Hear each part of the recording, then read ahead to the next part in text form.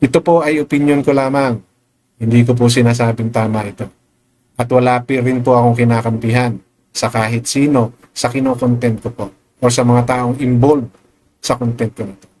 Ako po ay nagsishare lamang ng aking opinion, reaction sa mga bagay na pinag-uusapan dito sa mundo ng Kalingap community. So para sa akin,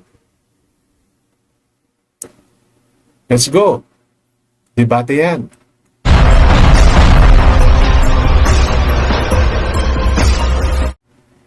Tama bang patulan ni Bal Santos Matubang yung hamon sa kanya na makipagdebate ni Kapeso?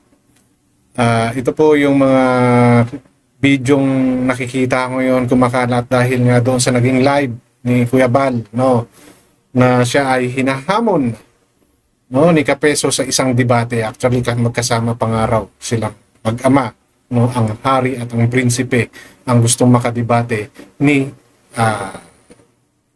Kapeso. And dapat ba na pagbigyan at patulan pa ito ni Bal Santos Matubang? So yan po yung lalamanin ng video ko na to. Magbibigay po ako ng sarili kong opinion or kuro-kuro, no, dito sa pinag-uusapan ngayon dito sa mundo ng Kalingap community, na kung saan maraming mga naganap na, no. At ito, mas lalong napag-uusapan ngayon ng community dahil nga sa ginawang pagrereklamo ni Beyonce at ng pamilya niya kay Raffy Tulfo. Na ngayon, may mga vloggers, mga dating naging katunggali, no, ni Bal dito sa SOCMED like Makagago and Attorney Libayan. Ito po yung talagang dalawang pinakakilala sa mga nakabangga, no, ni Bal Santos dito sa social media. Ako po ay medyo aware lang dito kay Attorney Libayan.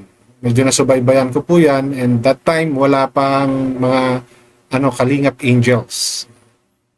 Si Attorney Libayan lang talaga yan at saka si Bal Santos Matubang. Talagang muntik na palang magkakasuhan pero hindi naman ata na.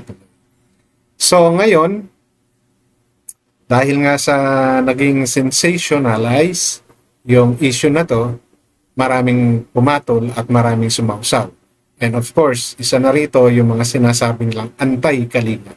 At among this ay si Kapeso or si Kapeso. Yun yung tawag sa akin. Okay, so yan po ang ating pag-uusapan sa content ko na to. At kung bago po pala kayo sa aking channel, please don't forget to like, share, and subscribe na rin po. And pakihit ng notification bell para maging aware kayo sa aking mga upcoming content. Any comment, suggestion, recommendation, leave it on our comment section. Issue lang po tayo, walang personalan. And always po mag-fact check para hindi po kayo makapagsabihang fake news. Alright? So, ano ba ang kagandahan ng debate? Alam nyo, maganda po, no? Isa pong paraan yan, yung pagdidebate, isang paraan po yan para malaman po natin yung saloobin ng mga taong nakikipagdebate.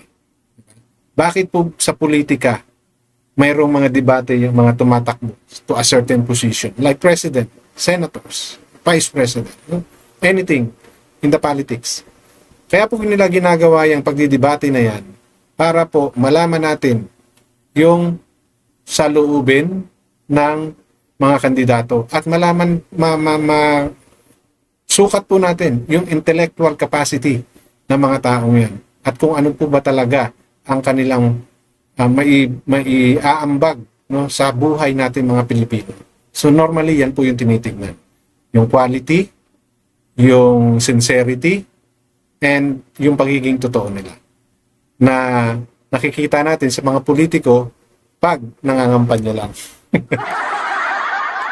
Okay? Pero dito, sa mundo ng SOCMED, sa mga ganitong bagay, maganda rin po ba yan? Depende po, no, sa kung ano talaga ang intensyon at kung sino ang humahamon at sino ang hinahamon. So, dito po sa sitwasyon na to, no, sino ang nangahamon? Diba? Si Kapeso. And alam po natin na si Kapeso ay dating taga-Kalingap. At alam po natin na kahit papano, alam niya yung naging galawan sa loob ng Kalingap. Kaya siya umalis. Meron siyang hindi nagustuhan. Di ba? Meron siyang mga nakitang mali. Kaya ngayon, naging antay na siya. Kaya sino yung kadibate? Yung pinaka-founder ng Kalingap Community, si Bal Santos Matubang. Na alam natin, siya yung nagpaumpisa or isa sa mga charity vlogger na ating nakilala nung hindi pa uso ang charity vlogging. Isa po siya sa mga talagang namayagpag. And of course, during the time na in-stay niya, hanggang sa nag-evolve siya, hanggang sa dumami yung mga vloggers na kasama niya. So marami siyang na-impluensyahan, marami siyang natulungan, mga vloggers or mapa, mga beneficiaries nila. At isa nga po sa natulungan dyan ay si Kapeso. Pero bakit ngayon nagkakaroon ng hamunan? Ha? So, kailangan bang patulan ni Bal Santos yung hamon na yun? Ano ba ang maidudulot nun? May maganda bang maidudulot sa Kalingap community? May maganda bang maidudulot kay Kapeso? Ano magigain ng community kapag makipagdebate si Kuya Bal, no? Kay Kapeso. Maaring sa community niya or doon sa mga vloggers niya, supporters niya, maaring wala na. Wala nang kwenta. Pero doon sa mga taong ngayon pa lang nakakaalam, ngayon pa lang nakikita, dahil naging sensational na siya, di ba? So mas marami ngayong matang nakatingin. Sa kanila po, sa amin po, malaking bagay po yun. Ano yung pinagdadebatihan? Yung foundation. Okay? Napapanahon ba yung pagtatapik nun? Pwedeng hindi, no? Pwedeng oo. Depende sa kung ano yung preferred mo, di ba? Ngayon, ang gusto ni Kapeso ay yung foundation. Kasi, pag sa foundation ka nagsimula, no, doon pa lang marami ka nang makikita. Marami ka nang pwedeng mahalungkat. Diba? Kasi, yun yung reason nun eh. Kaya ka nagtayo ng foundation para mas lumaki pa yung iyong community. And kapag may foundation ka, mas malaki yung tutulungan mo. Pero bakit yun ang tinarget ni Kapeso? Baka doon siya may nakikitang maraming anomalya. Pero malakas ang loob ni Bal Santos Matubang na harapin dahil mayroon siyang mga katibayan. Now, kung may katibayan rin lang si Bal Santos Matubang, bakit pa kailangan niya makipagdebate? Diba?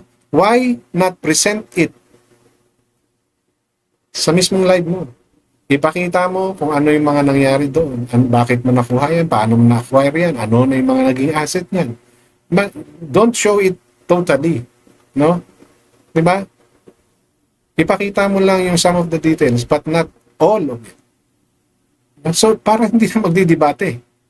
Kasi pag nagdebate, no? Ang mas makikinabang, si Kapeso. Diba? Alam natin na ang Kalingap community, kapag kinontent mo yan, siguradong kikita ka dyan. Mapapansin ka dyan. Diba? Kasi nga, sa laki ng community na yan. Ngayon, oras na pinatulan yan ni Bal Santos Matubang, ano ang mangyayari kay Kapeso? Mas lalong lalaki yung reach ni Kapeso. Diba? Sige, sabihin na natin magkakanya-kanya sila ng vlog. Pero mas aabangan yung sasabihin ni Kapeso. At ganun din yung kay Kuya Bal.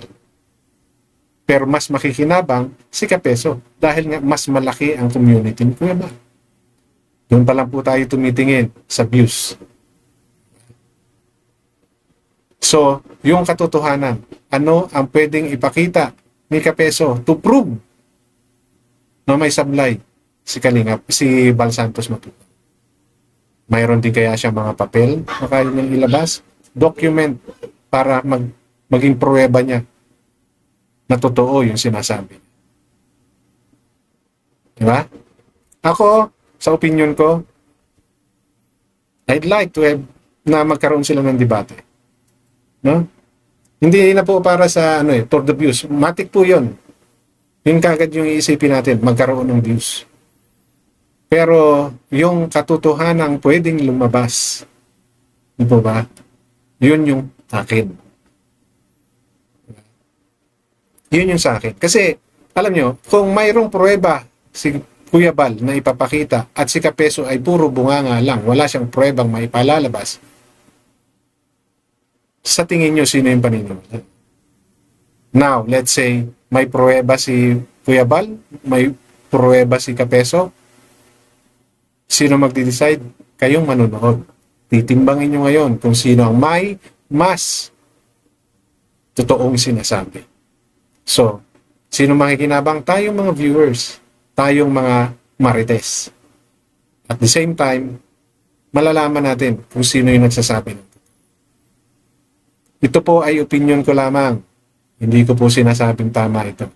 At wala rin po akong kinakampihan sa kahit sino sa kino-content ko po o sa mga taong involved sa content ko nito. Ako po ay nag-share lamang ng aking opinion, reaction sa mga bagay na pinag-uusapan dito sa mundo ng Kalingap community. So para sa akin,